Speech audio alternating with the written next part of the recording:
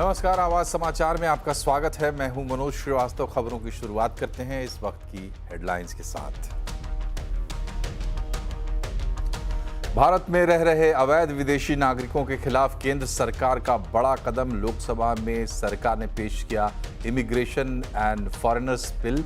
पुराने 4 कानून होंगे खत्म। सरकारी एजेंसियों को मिलेगी और ज्यादा ताकत। पीएम मोदी का मॉरिशस में बिहारी गीत से स्वागत। राष्ट्रपति धर्म से मुलाकात कर गिफ्ट दिए। कल राष्ट्रीय समारोह में चीफ गेस्ट बनेंगे। पाकिस्तान के बलूचिस्तान में train hijack. Balochistan liberation army ने ली जिम्मेदारी। ट्रेन में 100 जवान समेत 500 से ज्यादा यात्री सवार। बीएलए का 6 पाकिस्तानी जवानों को मारने का दावा। कहा एक्शन लिया तो बंधक मारे जाएंगे। खराब ग्लोबल संकेतों के बावजूद बाजार में दिखी रिकवरी। बाजार निचले स्तर से शानदार रिकवरी के साथ बंद। मिड कैप इंडेक्स नीचे से सुधरा।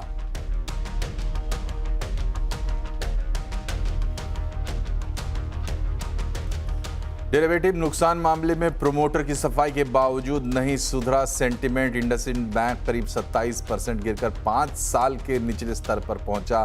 बैंक का करीब 20,000 करोड़ का मार्केट कैप साफ।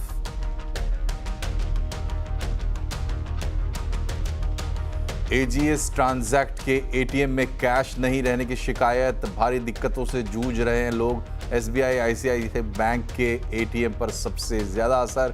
कंपनी ने कहा दिक्कत दूर करने पर कर रहे हैं काम।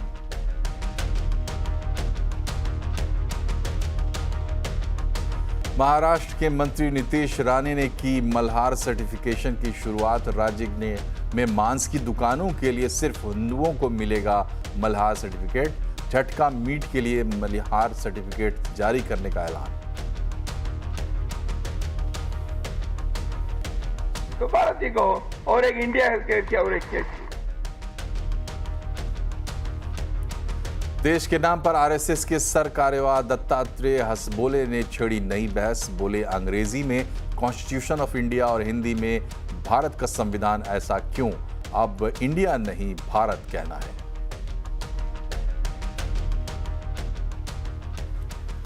पड़ोसी मुल्क पाकिस्तान से बड़ी खबर आ रही है, जहां बलूचिस्तान में यात्रियों से भरी एक ट्रेन को हाईजैक कर लिया गया है। बलोच लिबरेशन आर्मी का दावा है कि हाईजैक ट्रेन में पाकिस्तान आर्मी के 100 से ज्यादा सैनिकों के साथ साथ करीब 500 मुसाफिर मौजूद हैं। 6 पाकिस्तानी सैनिकों को मारने का दावा भी किया गया है।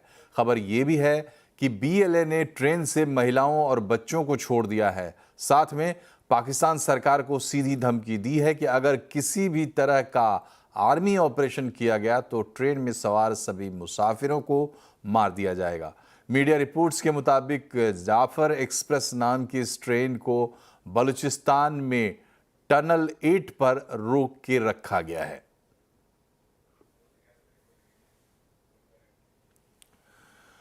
और लीगल एंट्री से बैर नहीं, लेकिन घुसपैठियों की खैर नहीं। भारत ने अवैध घुसपैठ के खिलाफ जंग का ऐलान कर दिया है। आज संसद में इसको लेकर बिल पेश हुआ है। इसमें विदेशी नागरिकों पर नकेल कसने की तैयारी है। जाली दस्तावेजों से अवैध एंट्री लेने वालों पर सख्त कार्रवाई होगी और उन्हें जेल भी हो सकती है, जुर्माना भी हो सकता है और दोनों भी हो सकते हैं। यात्रा दस्तावेजों की अपेक्षा का उपबंध करने सरकार प्रतिबद्ध भी है, सुविधाएं भी दे रही है। लेकिन महोदय, देश की उन्नति, देश की संप्रभुता, शांति और देश के विभिन्न विषयों का ख्याल रखना भी सरकार की प्राथमिकता में है और जिम्मेवारी भी है। महोदय, हम किसी को रोकने के लिए नहीं ला रहे हैं। हम ज्यादा से ज्यादा लोग यहाँ जो आए, लेकिन भारत के इमिग्रेशन का जो कानून है उस कानून का अनुपालना वह जरूर करे। और इस बिल में क्या क्या खास बातें हैं, क्यों इसे घुसपैठ के खिलाफ भारत की जंग में एक अहम कदम बताया जा रहा है, बता रहे हैं लक्ष्मण रॉय। फोकस यही है कि जो अवैध घुसपैठिए हैं उन पर रोक लगाई जाए, जो वीज़ा अवधि खत्म होने के बावजूद भारत में जमे रह जाते हैं उन पर रोक लगाई जाए। और इसके लिए 3 तरह के खास प्रावधान किए गए हैं। पहला, सख्ती ये की गई है कि जेल की सज़ा का विशेष प्रावधान किया गया है, जुर्माने का विशेष प्रावधान किया गया है। मिसाल के तौर पर कोई अगर अवैध दस्तावेज के आधार पर भारत में चला आया है तो उसको 5 साल कैद की सज़ा हो सकती है, या फिर 5 लाख जुर्माने की सज़ा हो सकती है, या फिर दोनों हो सकती है। दूसरा, जो जाली दस्तावेज बनाने वाले होते हैं उनके लिए भी सख्त सज़ा का प्रावधान है। 2 से 7 साल तक सज़ा का प्रावधान है और 1 से 10 लाख रुपए तक जुर्माने का प्रावधान है। विशेष मामलों में ज़्यादा संगीन मामला होगा तो दोनों प्रावधान एक व्यक्ति पर, आरोपी पर लग सकता है। और तीसरा, वीज़ा अवधि खत्म होने के बाद भी अगर कोई टिका रहता है, भारत में रहता है, तो उस पर 3 साल तक कैद का प्रावधान है और 3 लाख रुपए तक जुर्माने का प्रावधान है। अगर मामला ज़्यादा संवेदनशील है तो जुर्माना और कैद दोनों हो सकता है।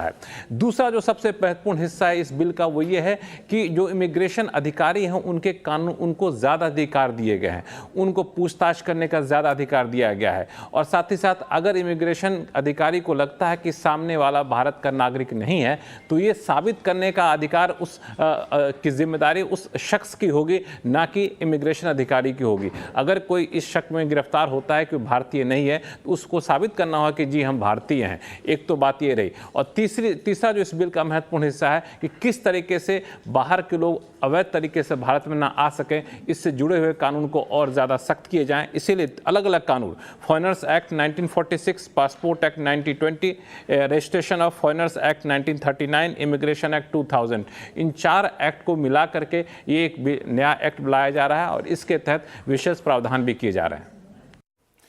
और इमिग्रेशन का ये बिल क्यों लाया गया है, आखिर विपक्ष क्यों इसका विरोध कर रहा है, आवाज अड्डा में इसी पर आज बड़ी चर्चा होगी। शाम 7:57 पर जरूर जुड़िए।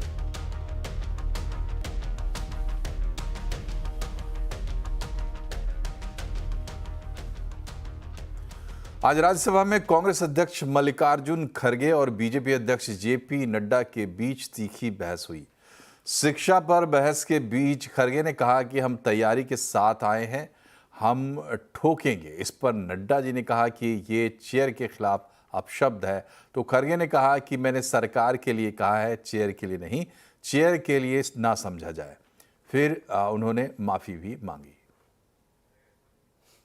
डिक्टेटरशिप हो गया।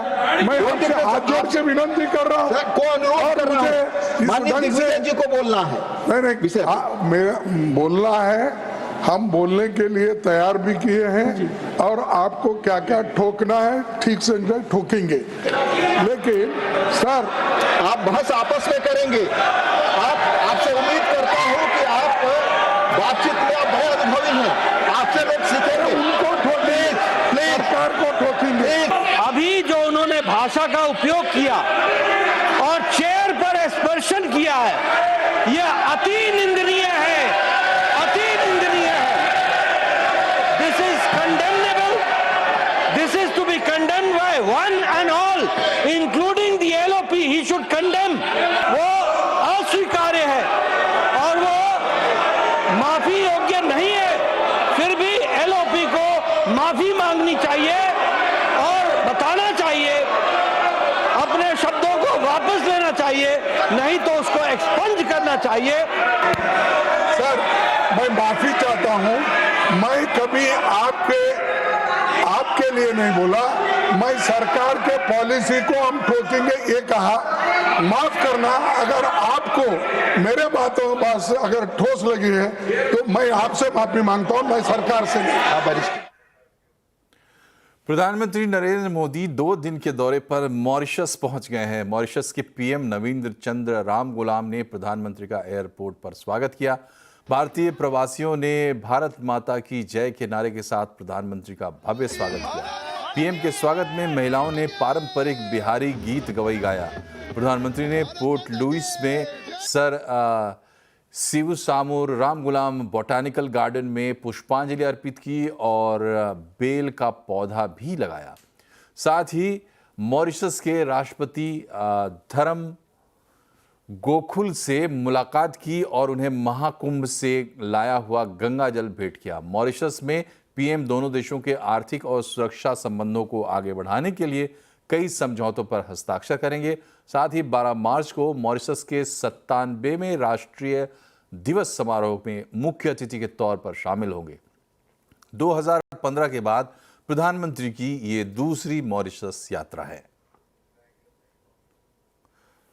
और अब बात करते हैं आज के बाजार की। खराब ग्लोबल संकेतों के बावजूद बाजार रिकवरी के मोड में नजर आया। बाजार निचले स्तर से शानदार रिकवरी के साथ बंद हुआ है। निफ्टी ने 38 पॉइंट की बढ़त ली है और सेंसेक्स 13 पॉइंट फिसल कर बंद हुआ है।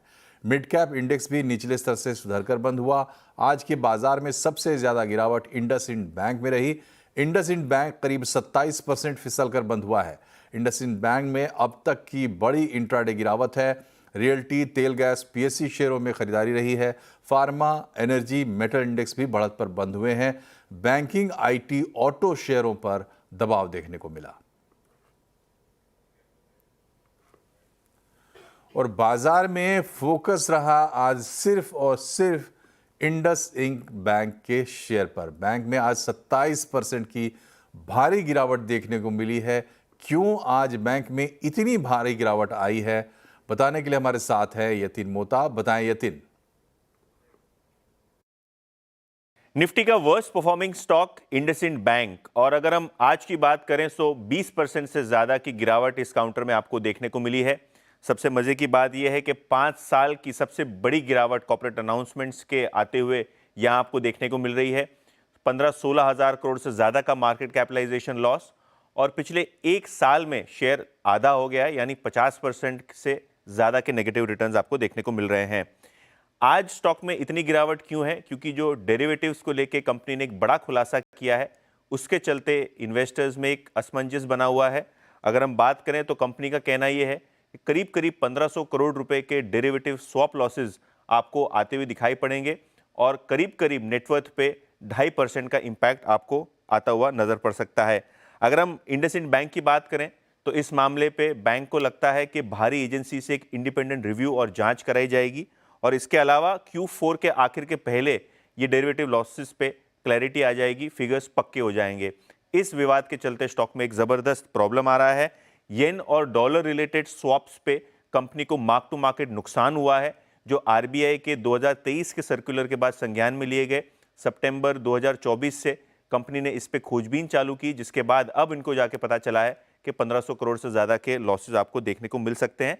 हालांकि ये एमटीएम लॉसेज दर्ज नहीं हुए, जिससे आगे जाके प्रॉफिट लॉस और नेट इंटरेस्ट मार्जिन्स पे आपको इम्पैक्ट आता हुआ नजर पड़ सकता है। विवाद यही नहीं है। अगर हम देखें तो कुछ दिनों पहले कंपनी के सीएफओ ने एक इस्तीफा दिया। उसके बाद आरबीआई ने एमडी एंड सीईओ का जो कार्यकाल था सिर्फ 1 साल से बढ़ाया, जबकि बोर्ड की मंजूरी लगभग 3 साल के आसपास की आपको देखने को मिल रही थी। ओवर एंड अबव फंडामेंटली अगर हम बात करें तो जो माइक्रो फाइनेंस बुक के लॉसेज हैं ये भी बढ़ते हुए आपको नजर पड़ रहे हैं। अगर हम इंडसइंड बैंक की बात करें तो एक हफ्ते में शेयर लगभग 30% लुढ़क गया है, और अगर हम 1 साल की बात करें तो लगभग 54% आपको इस शेयर में गिरावट देखने को मिल रही है। इधर अमेरिका में मंदी की आहट का असर कमोडिटी बाजार पर भी साफ साफ दिखाई दे रहा है। क्या सोना, क्या चांदी, क्या क्रूड और क्या बेस मेटल्स, सभी में दबाव दिख रहा है। डिटेल्स लेते हैं मनीषा गुप्ता से। बताएं मनीषा जी, क्या चल रहा है कमोडिटी बाजार में? जी हाँ, इक्विटीज़ के साथ साथ कमोडिटीज़ का दिन भी आज यहाँ पर काफ़ी चौपी रहा, और भारी गिरावट ओवरनाइट मार्केट्स में तो देखने को मिली, लेकिन निचले स्तरों से थोड़ी बहुत खरीदारी यहाँ पर देखने के बावजूद भी हम लोअर रेंज में ही फिलहाल भी कारोबार कर रहे हैं। जिस तरह से ग्लोबल इक्विटीज़ में सेल ऑफ है, डेटा चाइना और यूएस की तरफ से वीक आया है, उसका सीधा असर यहाँ पर प्राइसेस पे है। इसके अलावा टैरिफ्स लगेंगे, नहीं लगेंगे, कितने लगेंगे, रेसिप्रोकल यहाँ पर कितना होगा, उन सब की चिंता भी बाजार को यहाँ पर है। जो फ़ायदा मिलता हुआ नजर आया वो डॉलर इंडेक्स की गिरावट का था, और साथ ही साथ इतने निचले स्तरों पर कुछ खरीदारी भी यहाँ पर हमने बनते हुए देखी। लेकिन जैसे मैंने कहा, उसके बावजूद भी एक नेगेटिव कारोबार यहाँ पर क्रॉस बोर्ड है। अगर सोने चांदी की बात की जाए तो अपने हाई से यहाँ पर गिरावट देखने को मिली है। चांदी में ज़्यादा गिरावट है क्योंकि बेस मेटल्स में एक मुनाफा वसूली बनती हुई नजर आई। यूएस ने कहा है कि वो 25% टैरिफ यहाँ पर कॉपर पर भी लगा सकते हैं, और कॉपर में हमने वहाँ पर 1.5% की गिरावट दिन में वहाँ से बनते हुए देखी। यूएस प्रेसिडेंट ने यहाँ पर एक ट्रांजिशन इकोनॉमी की बात की है, रिसेशन की चिंताएं यहाँ पर निकल के आई हैं और जो टेंजिबल कमोडिटीज़ हैं वहाँ पर हमने इसका एब्सोल्यूट असर पड़ते हुए देखा। अगर स्टील के प्राइसेस देखें तो 1 महीने के लोज़ पर वहाँ कारोबार है, आयरन ओर के प्राइसेस 2 महीने के लोज़ पर चल रहे हैं, रबर के प्राइसेस 1 महीने के लो तक यहाँ पर आए और जहाँ तक कच्चे तेल की बात है एक भारी गिरावट हमने यहाँ पर भी बनते हुए देखी। Crude oil prices multi month lows पर हैं, 70 के आसपास यहाँ पर ब्रेंट है और 65-66 तक हमने यहाँ पर WTI क्रूड को जाते हुए देखा। कच्चे तेल में तो यहाँ पर सप्लाईज बढ़ने की भी एक्सपेक्टेशन है ओपेक से, US से और साथ ही साथ माना जा रहा है कि चाइना से, जहाँ पर हमने सारा data export, import, consumer confidence सभी वीक आते हुए देखे हैं तो शायद मांग को लेकर वहाँ पर चिंता हो सकती है। तो जो बहुत हायर लेवल के टारगेट्स थे काफ़ी हद तक कमोडिटीज़ में, वहाँ से लोग बैंक्स, ब्रोकरेजेस थोड़ा सा पीछे हटते हुए नजर आए हैं। एक लिमिटेड दायरा और कुछ और मुनाफा वसूली की एक्सपेक्टेशन अब यहाँ पर काफ़ी हद तक कमोडिटीज़ में बन रही है। इधर एयर इंडिया को लेकर शिकायतें बढ़ रही हैं और इसके चलते सरकार सख्ती का मूड बना रही है। एविएशन मंत्री राम मोहन नायडू ने कहा है कि इन शिकायतों पर सरकार की नज़र है और अगर एयर इंडिया नियमों का उल्लंघन करती है तो कार्रवाई होगी। Air India, see the complaints that we are getting, we continuously discuss with their team. It's a private airline right now, and we send those issues to the airline, and then we take feedback on what is happening on them. And if there is any breaking up of law or any breaking of rules, then we definitely take action, penalize them, and ensure that things are happening in the right way. Whatever issue comes to us, we take necessary steps, we take good consideration of the issue. और यहाँ रुक रहे हैं एक छोटे से break के लिए, लेकिन खबरें भी और भी हैं, बने रहिए हमारे साथ।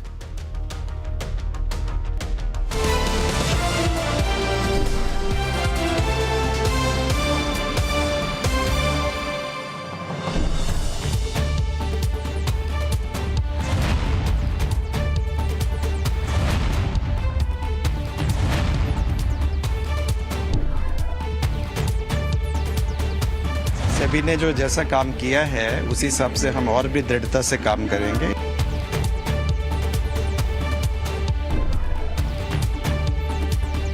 अपने पोर्टफोलियो का कुछ हिस्सा अवश्य पब्लिक एंटरप्राइज में डालें।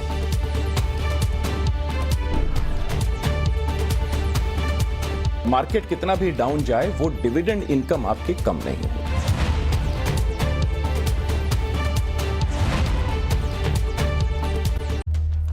ब्रेक के बाद एक बार फिर से आपका स्वागत है। आरएसएस के राष्ट्रीय महासचिव सरकारेवा दत्तात्रेय होसबोले ने एक बार फिर इंडिया बनाम भारत की बहस को छेड़ दिया है। दिल्ली में एक पुस्तक विमोचन कार्यक्रम के दौरान होसबोले ने कहा कि भारत को उसके अंग्रेजी इंडिया नहीं बल्कि भारत कहा जाना चाहिए, क्योंकि भारत के नाम को इंडिया ही कहना चाहिए। वो इंग्लिश में इंडिया है और भारतीय भाषा में भारत है। क्या ऐसे हो सकता है दुनिया में कहीं?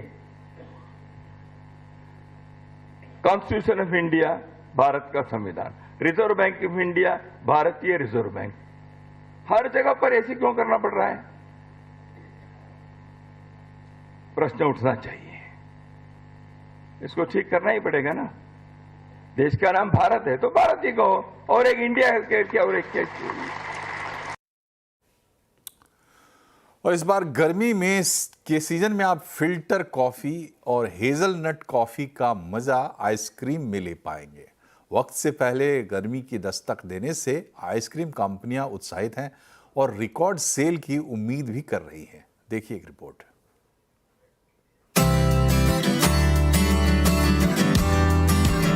गर्मी के मौसम में ठंडक महसूस करने के लिए आइसक्रीम खाना किसे नहीं पसंद। इस बार फरवरी के महीने से ही गर्मी ने रंग दिखाना शुरू कर दिया है। वक्त से पहले गर्मी के आने से आइसक्रीम कंपनियों ने अभी से प्रोडक्शन बढ़ा दिया है। आमतौर पर आइसक्रीम कंपनियां गर्मी के सीजन के लिए उत्पादन बढ़ाने का फैसला अप्रैल से मई के महीने में लेती थी, लेकिन इस बार जिस तरह से फरवरी में ही रिकॉर्ड गर्मी दर्ज हुई है, उसी से ही मौसम को भांपते हुए आइसक्रीम कंपनियों ने अभी से ही उत्पादन बढ़ाना शुरू कर दिया है। Popular ice cream brand mother dairy इस बार 25 नए प्रोडक्ट्स लॉन्च करेगी। इसमें प्रीमियम कुल्फी, छाछ, जीरा रायता, फिल्टर कॉफी कोन और हेजलनट कॉफी बार जैसी ऑफरिंग्स शामिल हैं। इस बार गर्मियां थोड़ी जल्दी आई हैं उस तरह से अगर हम देखें तो ऑलरेडी हमारी जो करंट समर कैटेगरीज हैं स्पेशली, उसमें हमारा अभी तकरीबन 40% की ग्रोथ चल रही है लास्ट ईयर से। सो काफ़ी अच्छा हमें अब रिस्पांस दिख रहा है और हम लोगों ने भी अपने प्लांट्स को एक्टिवेट जल्दी किया, प्रोडक्शंस को अपने एक्टिवेट जल्दी किया। So I think it can be a good year for summer category specially. वहीं गुजरात की आइसक्रीम कंपनी शीतल इस बार जामुन और रॉयल रबड़ी जैसे नए फ्लेवर्स उतारने जा रही है। शीतल ने कुल्फी सेगमेंट में नई प्रोडक्शन लाइन भी शुरू की है।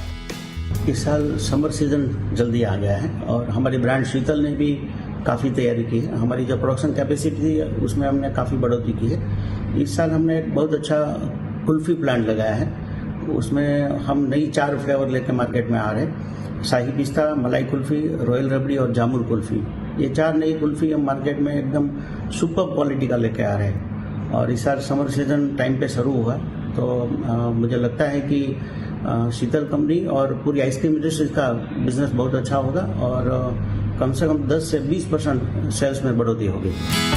आइसक्रीम कंपनियां इस सीजन शुगर फ्री और प्रोबायोटिक सेगमेंट में भी कुछ नया लाने की तैयारी कर रही है। कंपनियों को इस बार कारोबार में 30 से 40% बढ़ोतरी की उम्मीद है।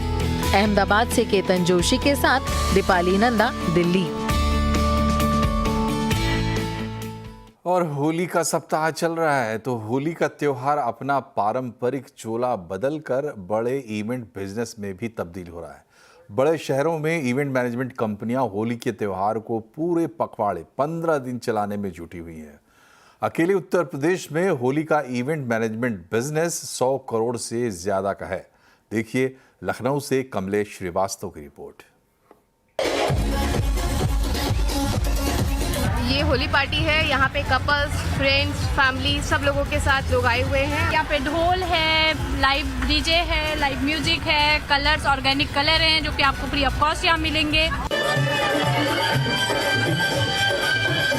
होली फेस्ट कुल मिला के बहुत बढ़िया था क्योंकि यहाँ पूल पार्टी भी है, लखनऊ के बाकी और कोई इवेंट में पूल पार्टी हो नहीं रही थी। तो ओवरऑल बहुत अच्छा एक्सपीरियंस अभी तक है और आगे देखते हैं कि कितना एंजॉय हम कर पाते हैं because it's a beginning. Lucknow के ड्रीम वर्ल्ड पार्क में होली से पहले होली पार्टी चल रही है। ये महानगरों में इस पारंपरिक त्योहार के नए ट्रेंड की एक झलक भर है। रंग, संगीत, मस्ती और खान पान के इस त्योहार को इवेंट मैनेजमेंट कंपनियां जमकर कैश कर रही हैं। अकेले उत्तर प्रदेश में होली पार्टी बिजनेस 100 करोड़ से ज्यादा का रेवेन्यू जनरेट करेगा। पहले होली के बाद होली मिलन लोग करते थे, जो कि एक सामाजिक स्तर पे लोग किया करते थे, बिजनेस ऑर्गेनाइजेशंस करते थे। लेकिन अब ये जो वजह है, हर समय यूथ को एक पार्टी का माहौल जो अच्छे तरीके से दे सकता है वहाँ पे यूथ जा रहा है, उसको सेलिब्रेट कर रहा है। तो अभी ये कहना सही नहीं कह सकते कि कितना और खींचेगा, कितने नए इवेंट्स बनेंगे, बट जो अभी दिख रहा है वो 5 दिन तक तो दिख ही रहा है। और चूंकि मौसम भी बढ़िया है, भीगने का मौसम है, मौसम गर्म हो गया है, तो इसमें कोई खास बात नहीं अगर ये 10-15 दिन और एक्सटेंड हो जाए। पूरे उत्तर प्रदेश में जो बहुत बड़ा प्रदेश है, अगर देखते हैं तो 100 करोड़ से ऊपर का बिजनेस केवल होली में ये इस तरीके के कॉन्सर्ट पार्टी, बड़ी पार्टीज का होने लग गया। सोशल मीडिया के युग में ऐसे आयोजन का प्रचार प्रसार आसान हो गया है। 300 से लेकर 3000 तक के टिकट भी आसानी से बिक जाते हैं। बड़ी बड़ी कंपनियां होली को मार्केटिंग के एक बड़े मौके के रूप में भी देख रही हैं। देखिए, ये हमारा कोई बहुत पुराना काम नहीं है। अभी हम और हमारे 4 मित्र और हैं जो कि अलग अलग चीज़ों में ऑलरेडी बिजनेस करते हैं।